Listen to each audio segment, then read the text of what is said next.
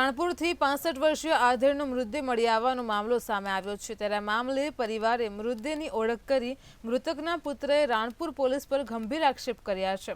ગત 1 ફેબ્રુઆરીના રોજ ગુમ થયા હોવાની પોલીસને જાણ કરાઈ હતી, છતાં પણ કોઈ કાર્યવાહી ન કરાઈ હોવાથી પોલીસની બેદરકારીના કારણે મૃત્યુ થયાના આરોપો મૃતકના પુત્રએ કર્યા હતા।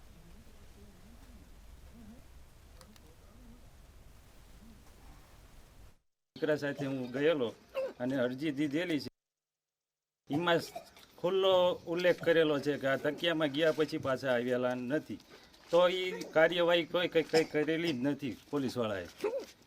તેના હિસાબે આ 2-3 દિવસ પછી આ લાશ મળી આવી। તમારી શું માંગ છે? અમારી એક જ માંગ છે કે અમને યોગ્ય કાર્યવાહી થાય અને અમને એમના આત્માને શાંતિ મળે એવું થાય, એ યોગ્ય કાર્યવાહી કરવું। પછી અમે રાત્રે લગભગ પોલીસ સ્ટેશન ગયા 8 વાગ્યે આજુબાજુ। પોલીસવાળાએ અમને એવું કીધું કે 24 કલાક પછી આવજો, એટલે અમે સવારમાં ગયા બીજે દિવસે 2 તારીખે।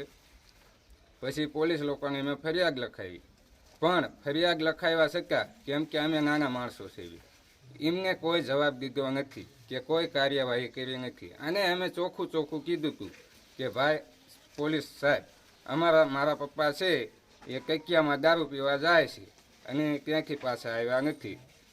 આપણે કોઈ જાતનું છુપાયું નથી, ચોખ્ખું કહી દીધું છે, છતાં તેમને કોઈ કાર્યવાહી કરી નથી।